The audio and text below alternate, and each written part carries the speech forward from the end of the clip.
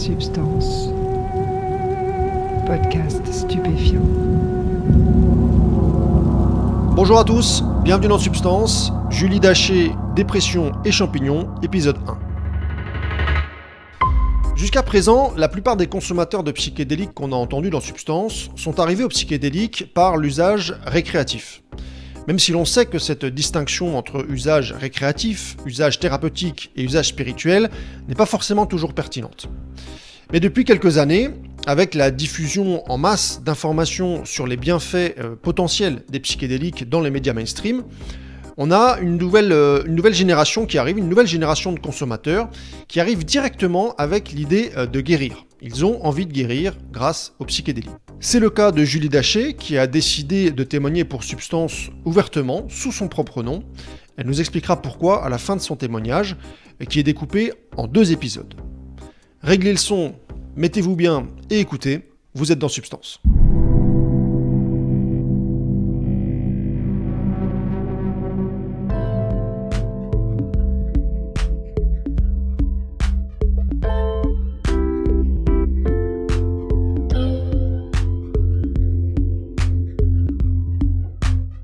Donc moi je suis la petite dernière d'une famille de 3 enfants. Mes parents sont ce qu'on appelle des transfuges de classe, donc ce qui signifie qu'ils sont tous les deux issus de milieux, pour le coup, très très précaires, et qu'ils ont vécu un changement de milieu social important au cours de leur vie. Mon père en fait s'est lancé dans l'immobilier quand il était jeune, à une époque où c'était porteur, et grâce à ça et à ses compétences, il a très bien gagné sa vie. Donc moi, au moment où je suis arrivée, je suis née dans une famille qu'on pourrait qualifier du coup de famille bourgeoise de province. J'ai très peu de souvenirs de mon enfance. Je sais que j'ai eu une enfance heureuse. Par contre, ça s'est compliqué à partir de la préadolescence parce que j'ai commencé à avoir beaucoup d'anxiété et aussi des symptômes dépressifs assez lourds qui d'ailleurs après m'ont poursuivi pendant de nombreuses années.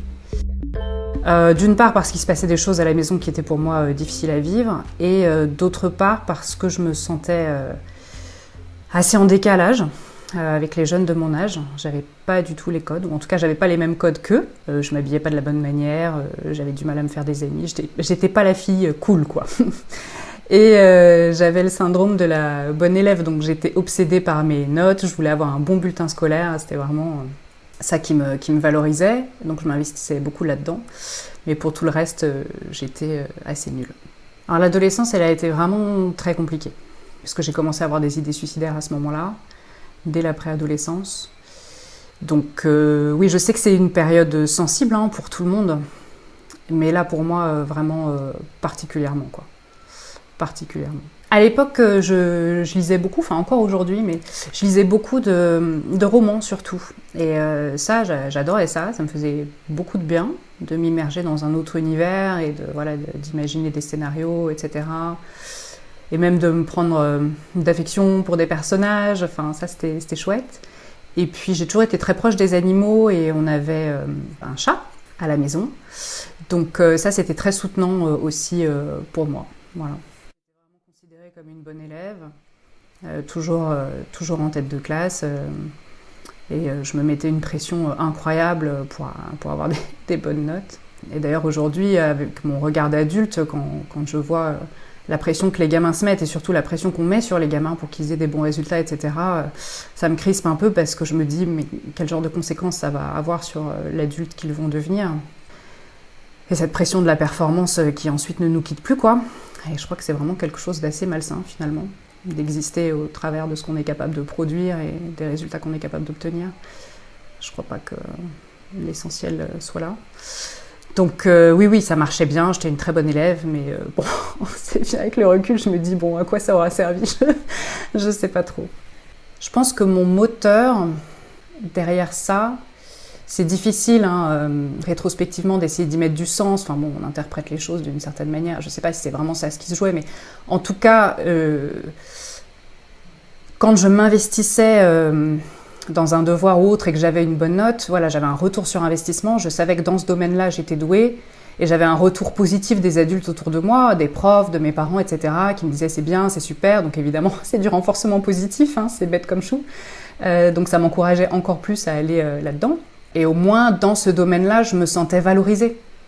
Alors que dans les autres domaines, pas vraiment. Et j'avais pas confiance en moi, j'étais pas très à l'aise dans mon corps, avec mon identité. Il y a plein de choses qui dysfonctionnaient un petit peu, mais au moins, je savais que ce truc-là, ça marchait, quoi. Et donc, c'est facile, l'engrenage. Voilà. Donc, évidemment, je me surinvestissais dans le travail scolaire. Et puis finalement, à l'âge adulte, je me suis surinvestie jusqu'à il n'y a pas si longtemps dans le travail de la même manière, quoi. Alors, je suis beaucoup plus sportive aujourd'hui que je ne l'étais à l'époque. Mais j'ai commencé le tennis à l'adolescence et ça me plaisait beaucoup. Donc, ça me faisait du bien. Mais en fait, j'étais tellement anxieuse et je me mettais tellement la pression que même dans mes activités sportives, ça transpirait, quoi. Et puis j'étais tellement fragile moralement à l'époque qu'il suffisait qu'un prof, puis on sait les profs sont pas toujours très pédagogues, il suffisait qu'un prof ou une prof soit un petit peu dur ou un peu de la vieille école avec des remarques parfois un peu cinglantes ou autres pour que moi ça me fout en l'air complètement et qu'en fait j'ai de l'appréhension chaque semaine au moment d'aller à mon cours, quoi. Donc c'était parfois un peu contre-productif. Les endroits dans ma vie, les espaces dans ma vie qui auraient dû être des espaces de respiration, parfois devenaient un petit peu anxiogènes aussi. Et je pense notamment à la danse que j'ai pratiquée pendant longtemps et que j'ai fini par abandonner parce que l'enseignante, qui je pense n'était pas méchante et ne pensait pas à mal, était très stricte, très autoritaire, etc. En tout cas, moi je l'apercevais comme ça et ça a fini par me dégoûter de la pratique.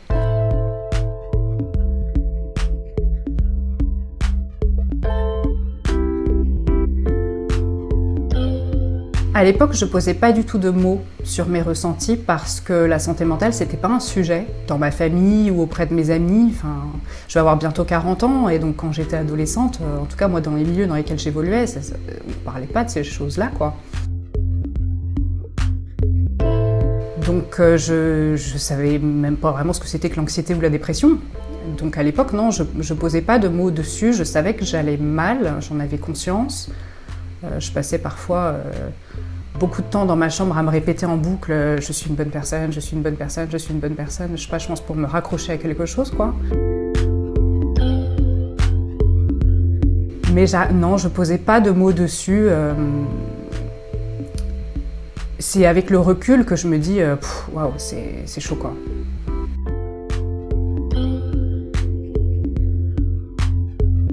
Alors, il n'y a pas eu de rupture avec l'obtention du bac.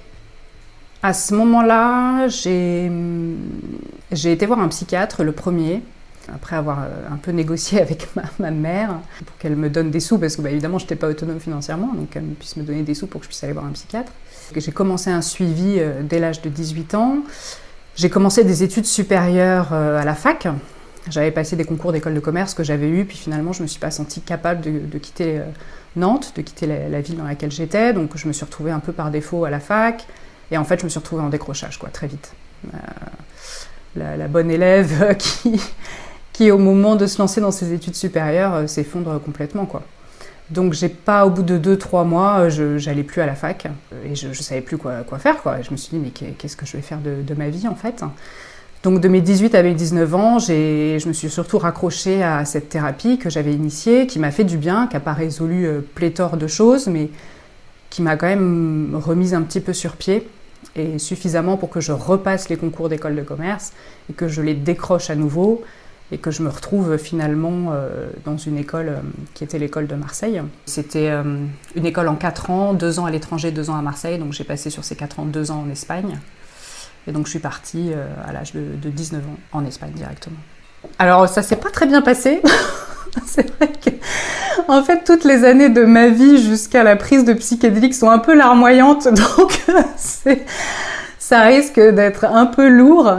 Non, j'allais pas bien, hein, toujours pas. Donc, je me suis retrouvée en Espagne. J'étais quand même un peu plus stable, donc j'ai réussi là. Et puis là, en fait, j'avais la pression parce que je me suis dit, ok, j'ai déjà perdu 1 an entre guillemets. Donc maintenant, il faut que je réussisse, quoi. Et donc, je me suis remise à bosser.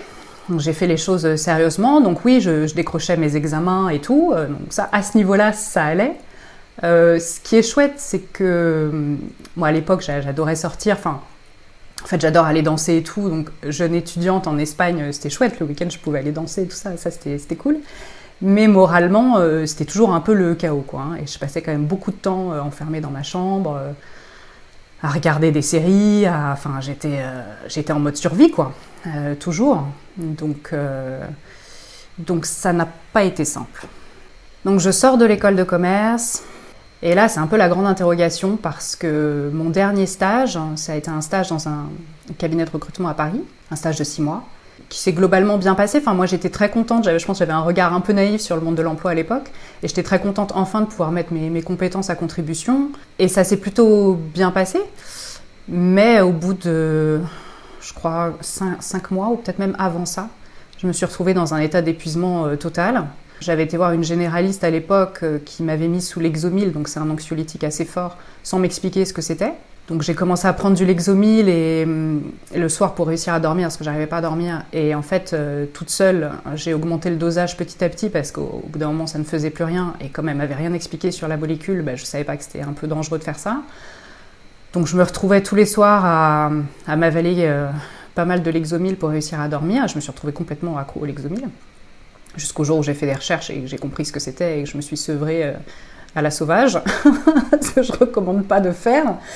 Et en fait, je me suis dit, mais si même j'arrive pas à aller au bout d'un stage de 6 mois, mais comment je vais faire en fait ? Comment je vais faire pour gagner ma vie, pour avoir un travail et fonctionner comme tout le monde dans cette société ? Donc je suis retournée à Nantes, j'ai réussi à décrocher un emploi dans le privé. Là pareil, au bout de 9 mois, j'ai arrêté parce que j'y arrivais pas, j'étais complètement crevée. Après j'ai travaillé un peu dans l'entreprise familiale, donc heureusement. Là encore, on voit à quel point, évidemment, selon la classe sociale dont on est issu, ça peut être soutenant ou au contraire contribuer à nous enfoncer, c'est bien évident. Donc heureusement que j'ai eu cette opportunité-là. Et puis j'ai repris mes études en fac de psycho et j'ai fait une thèse en psychologie.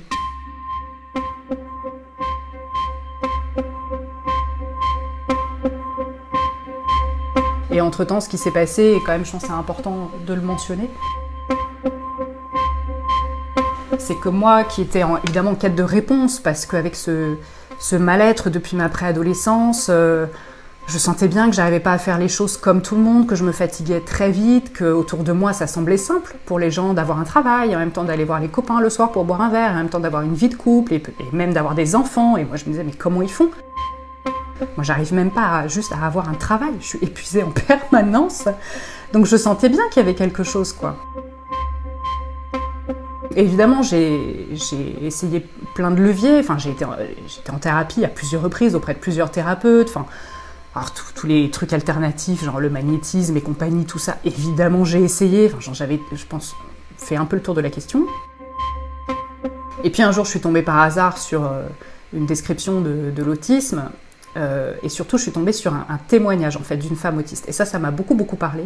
Et suite à ça, j'ai enclenché des démarches et le diagnostic a été confirmé. Alors, j'ai reçu mon diagnostic tardivement, à l'âge de 27 ans, ce qui n'est pas du tout une exception. Pour les personnes de mon âge et les générations d'avant, c'est très fréquent qu'on reçoive des diagnostics tardifs parce que l'autisme est très mal connu, et particulièrement les formes d'autisme un peu plus invisibles, et notamment chez les femmes. Parce que l'autisme s'exprime de façon un peu plus subtile chez les femmes.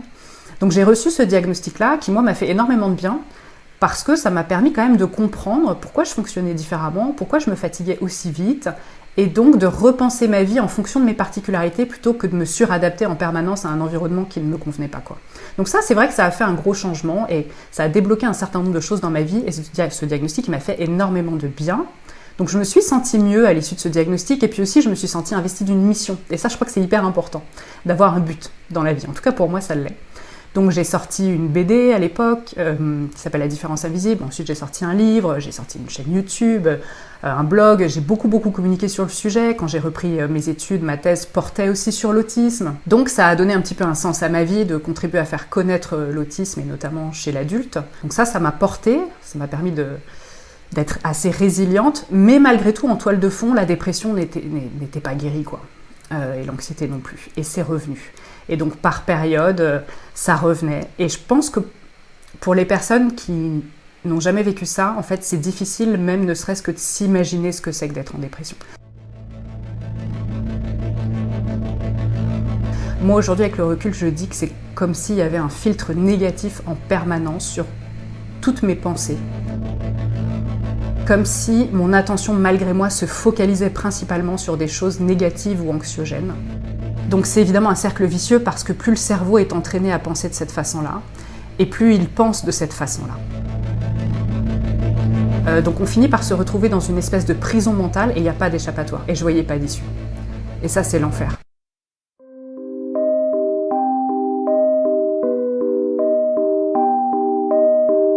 Quand j'y pense, je me sens émue parce que je me dis que je sais pas comment j'ai fait pour survivre, quoi. La force que ça demande. Parce que non seulement on va mal, mais en plus de ça, moi à l'époque, ce qui était très difficile, c'est que je me disais, bah ma vie ça va être tout le temps comme ça, quoi. Ma vie c'est ça, et il faut faire avec.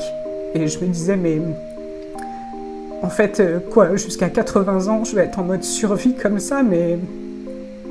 Et donc j'en étais arrivée à la conclusion que la vie ne valait pas d'être vécue, quoi, dans ces conditions, parce qu'il n'y a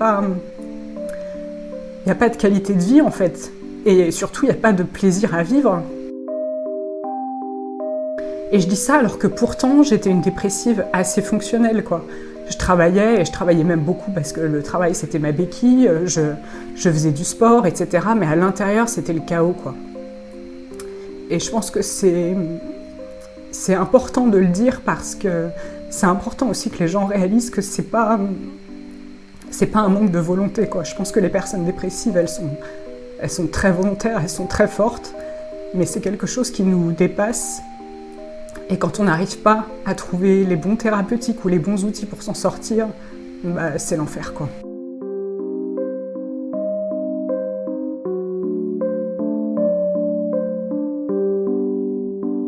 Moi, j'appelle ça aujourd'hui une dépression chronique. Ça a toujours été là, avec des périodes plus intenses, avec des moments un peu de respiration. Et aussi, je pense que, je sais que c'était très lié à mes cycles menstruels. Et ça, en tant que femme, ça joue énormément, et notamment toute la période du syndrome prémenstruel, avec tout le chamboulement hormonal que ça suppose. Et ben moi, je sombrais complètement, quoi. Une semaine avant mes règles, j'étais complètement dépressive, avec des idées suicidaires en boucle. Enfin, c'était terrible. Et ça, c'est pareil. Les médecins sont très mal formés. Et aujourd'hui, il y a très peu de solutions qui sont proposées aux femmes qui ont des troubles prémenstruels très intenses. Donc c'était cyclique sur des périodes de temps assez larges, mais c'était cyclique aussi mensuellement.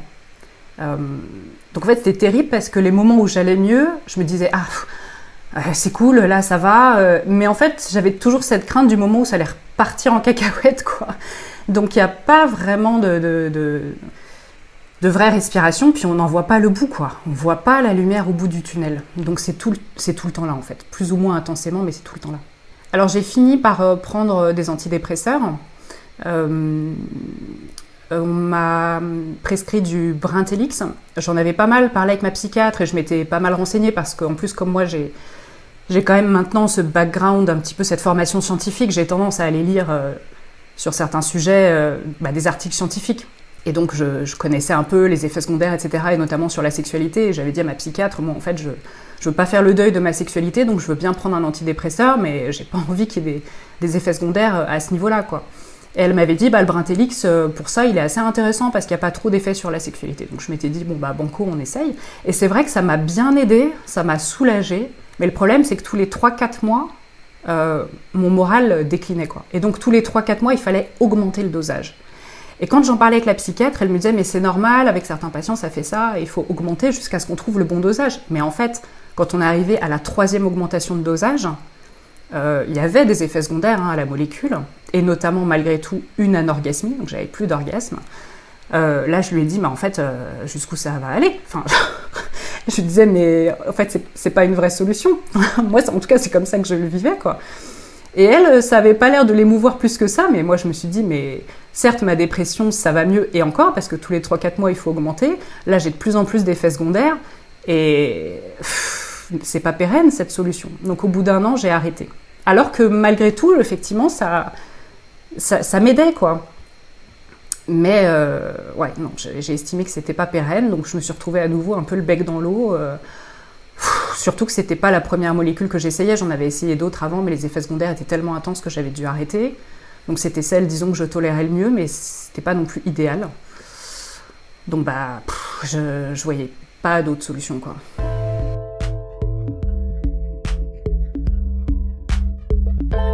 Alors j'ai entendu parler des psychédéliques un peu par hasard. Enfin, je dis ça, mais aujourd'hui je ne crois plus au hasard. Donc je vais le formuler différemment. Je vais dire que c'est venu à moi. J'ai rien cherché parce que, en fait, je ne connaissais pas du tout ce sujet-là. Je ne savais pas du tout qu'il y avait des effets thérapeutiques aux psychédéliques. Donc en novembre 2021, je suis tombée sur un genre de documentaire sur Netflix qui parlait du potentiel thérapeutique des champignons magiques, notamment en ce qui concerne la dépression.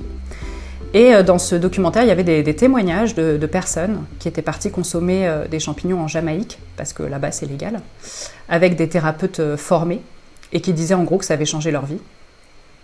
Évidemment, ça m'a donné beaucoup d'espoir, parce que comme je l'ai déjà dit à maintes reprises, ma santé mentale était absolument catastrophique. Et je me suis dit, voilà, s'il y a bien quelque chose que j'ai pas exploré, c'est ça. Donc, banco, quoi. Renseignons-nous et voyons si ça peut être une solution pour moi. Et c'est ce que j'ai fait. J'ai commencé à lire beaucoup d'articles scientifiques sur la psilocybine, donc qui est l'ingrédient actif des champignons magiques, et sur ses effets sur la dépression. J'ai vu qu'il existait des recherches vraiment solides et que, pas pléthore de recherches, mais quand même un certain nombre, et que les résultats étaient prometteurs. Et je me suis dit, il faut absolument essayer, quoi. Il faut essayer. Donc j'ai commencé à consommer en décembre 2021, toute seule, ce que je ne recommande pas. Surtout que moi, j'avais jamais pris de substance, en fait. J'avais consommé de l'alcool étant jeune, et à l'époque, j'avais dû fumer peut-être 2 pétards dans ma vie. Je veux dire, j'étais pas du tout familière des substances, même pas de façon récréative, rien. Mais comme je l'ai dit, je m'étais beaucoup renseignée sur les champignons, donc j'étais vraiment très rassurée, j'avais confiance en la substance, je savais ce qui pouvait se passer, j'avais confiance aussi, je pense, en moi. Et puis, de toute façon, je me disais, ça peut pas être pire. T'es dans un tel état que ça vaut le coup de le tenter, quoi. Et j'aurais aimé être accompagnée par un ou une thérapeute formée. Et je sais qu'en France, ça se fait de façon officieuse, bien sûr, parce que c'est illégal, mais il y a des thérapeutes qui ont le courage de le faire. Mais moi, à l'époque, j'en connaissais pas. Donc, j'ai fait mes premières expériences toute seule et j'ai vraiment suivi les protocoles qui existent dans les recherches, quoi. Donc avec un masque anti-lumière sur les yeux, avec des AirPods dans les oreilles, avec une playlist qui est faite exprès pour ça, dans un environnement sécurisant, c'est-à-dire chez moi, en fixant une intention au préalable. Et mes intentions, c'était à peu près toujours, je voudrais aller mieux, je voudrais me libérer de mes blocages, etc. Et j'ai commencé avec des petites doses. Donc je crois que mon premier trip, je l'ai fait avec 2 grammes de truffes. Et j'ai fait plusieurs trips comme ça pendant plusieurs mois en augmentant les doses progressivement jusqu'à 6 grammes de truffes, je crois. Et chaque voyage m'a fait beaucoup de bien et je sentais même comment des choses se débloquaient physiquement en moi. Et ça a été assez fou parce que dès les premiers voyages, j'ai senti que mon corps retrouvait de l'espace. Je sais pas comment le dire, mais comme s'il y avait quelque chose qui circulait dans mon corps et que mon corps respirait un peu plus, quoi. Donc il y a des choses qui se débloquaient physiquement, qui se débloquaient mentalement.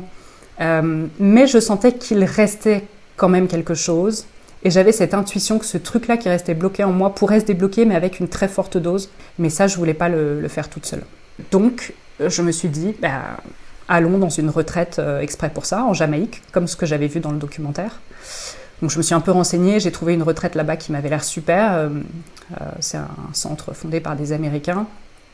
Et donc comme la culture et la consommation de champignons magiques là-bas est légale, ils sont installés en Jamaïque. Et sur une semaine, en fait, quand on va là-bas, on est logé, nourri, et sur une semaine, on a 3 macrodoses de champignons. Donc je réserve ma semaine, j'y vais, c'était en septembre 2022. Je suis arrivée le 9 septembre, je m'en souviens très bien, j'ai pas une bonne mémoire des dates, mais cette date-là, je m'en souviens. Et donc dès le premier matin, en fait, il y a une thérapie de groupe, donc je me suis retrouvée, on s'est retrouvés en cercle avec 9 autres participants qui étaient tous américains, j'étais la seule européenne. De tous les âges, le plus jeune devait avoir, à peine la trentaine, et le plus âgé, plus de 70 ans. Des hommes, des femmes, et qui tous exprimaient, et c'était hyper touchant, et ce jour-là, on a tous beaucoup pleuré, qui tous exprimaient qu'en fait, ils avaient tout essayé, qu'ils n'en pouvaient plus, et que c'était un peu ça, la chance de la dernière chance, quoi. Et donc, c'était hyper fort. Et donc, première thérapie de groupe, et dès le premier jour, première dose, en pleine nature. Donc, en fait... il y a un grand jardin et voilà, on est assez éloignés les uns des autres, donc ça c'est plutôt confortable parce que moi j'avais pas envie d'être à côté de quelqu'un d'autre au moment de voyager. Et donc on a notre petit tapis de yoga installé sur l'herbe, moi j'étais sous un arbre, donc j'avais de l'ombre, j'étais bien. Et il y a les thérapeutes qui sont là, qui observent et qui viennent vers nous dès qu'on a besoin. Donc première dose, j'ai pris 4 grammes de champignons séchés, donc ce qui est une dose beaucoup plus forte que précédemment, parce que les champignons, c'est plus fort que les truffes, je précise. Et puis voilà, le lendemain, débrief, thérapie de groupe, surlendemain, nouvelle dose, etc. Et ça pendant une semaine en fait. Donc c'est un gros travail d'introspection, il y a beaucoup de thérapie de groupe, les prises de champignons, ça secoue pas mal, ça fait remonter pas mal de choses à la surface, c'est des montagnes russes émotionnelles. Mais je suis ravie d'avoir eu le courage de le faire parce que ça a été génial et ça a changé ma vie, quoi.